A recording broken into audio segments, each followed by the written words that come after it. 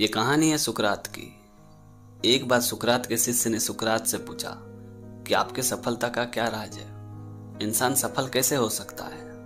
अपने शिष्य की बात सुनकर सुकरात ने उस वक्त तो कुछ नहीं कहा, लेकिन उन्होंने अपने शिष्य से कहा कि इस सवाल का जवाब मैं तुम्हें कल दूंगा। जब मैं कल नदी में स्नान करने के लिए जाऊंगा तो तुम मुझे वहीं पे मिलना। मैं तुम्हारे सवाल का जवाब वहीं पे दूंगा। और अगले दिन जब सुकरात नदी पे स्नान कर रहे थे तो उनका शिष्य वहां पे पहुंचा। तो सुकरात ने अपने शिष्य को नदी के अंदर बुलाया। जब उनका शिष्य पानी के अंदर गया तो सुकरात ने उसके माथे को पकड़ के जोर से पानी के अंदर डुबा के रखा। वो शिष्य अपने माथे को पानी से निकालने की बार बार कोशिश कर रहा था, पर सुकरात उसके माथे को पूरी तरह से पानी में डुबा के रखा था, जिस वजह से सुकरात के शिष्य का दम घुटने लगा था। वो पूरी तरह से छटपटा रहा था। उसके बाद सुकरात के शिष्य ने अपनी पूरी ताकत लगाते हुए अपने माथे से सुकरात के हाथ को हटा दिया और वो दौड़ा दौड़ा पानी से बाहर निकल के एक जगह बैठे बैठे जोर जोर से हाँफने लगा। अपने शिष्य की यह हालत देख सुकरात ने अपने शिष्य से पूछा कि जब मैं तुम्हें पानी में डुबा के रखा था उस वक्त तुम क्या चाहते थे? उस समय तुम्हारे लिए सबसे ज्यादा क्या जरूरी था? तभी सुकरात के शिष्य ने हाँफते हुए कहा कि उस वक्त मुझे सबसे ज्यादा जरूरी जो लगा था वो था मुझे सांस लेना। अपने शिष्य की यह बात सुनकर सुकरात ने मुस्कुराते हुए कहा कि यही है सफलता का राज।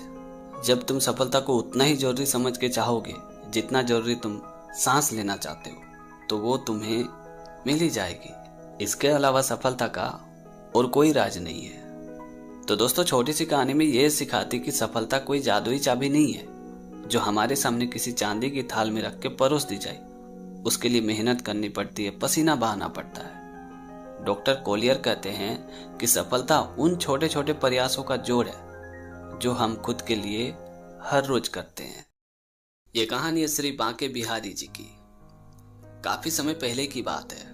वृंदावन में श्री बांके बिहारी जी के मंदिर में पुजारी जी बड़े भाव से सेवा करते थे। वो रोज बिहारी जी को आरती करते थे, भोग लगाते थे, शयन कराते थे और शाम को आरती करने के बाद पुजारी जी 4 लड्डू बिहारी जी के सामने रख देते थे।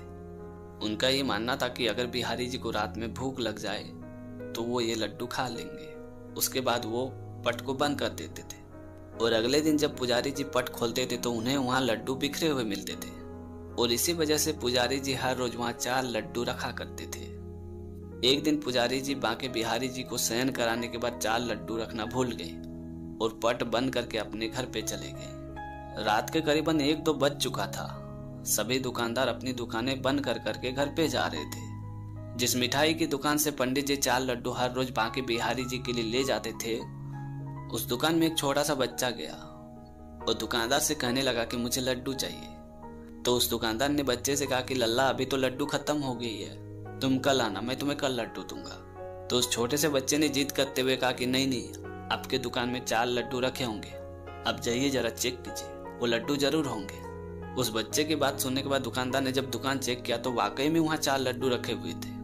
ये लड्डू वही लड्डू थे जो हर रोज पुजारी जी मंदिर के लिए ले जाते थे, लेकिन आज तो पंडित जी ने लड्डू ले जाना भूल ही गए थे और इसी वजह से उस दुकान में 4 लड्डू रखी हुई थी। तो उस दुकानदार ने उन 4 लड्डू को बच्चे के हाथ में थमा दिया और कहने लगा कि अब मुझे पैसे दे दो, मुझे जल्दी से दुकान बंद करनी है। तो उस छोटे से बच्चे ने कहा कि मेरे पास तो पैसे नहीं है, आप एक काम करो, इस लड्डू के बदले में मेरी ये सोने की कंगन ले लो। तो दुकानदार ने कहा कि ना ना लल्ला, आज पैसे नहीं तो कोई बात नहीं, कल तुम देते जाना, पर मैं तुम्हारे सोने की कंगन नहीं ले सकता हूँ। तो उस छोटे से बच्चे ने दुकानदार की बात नहीं सुनी। उसने अपने हाथ से सोने की कंगन निकाली और उसके दुकान में फेंक के दौड़ता हुआ चला गया। और अगले दिन जब पुजारी जी ने मंदिर का पट खुला तो उन्होंने देखा कि बांके बिहारी जी के हाथ से एक सोने की कंगन गायब थी।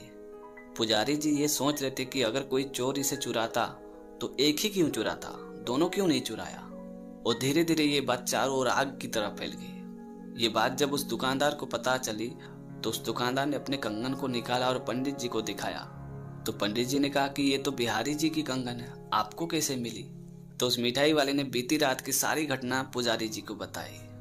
तभी पुजारी जी को याद आया कि कल रात तो मैंने बांके बिहारी जी के बिस्तर में 4 लड्डू रखना भूल ही गया था और इसी वजह से वो आपके दुकान में खुद ही लेने के लिए आ गए थे। तो कहने का अर्थ ये निकलता कि भक्ति में भक्त कोई सेवा भूल भी जाता है तो भगवान अपनी तरफ से उसे पूरा कर लेते हैं।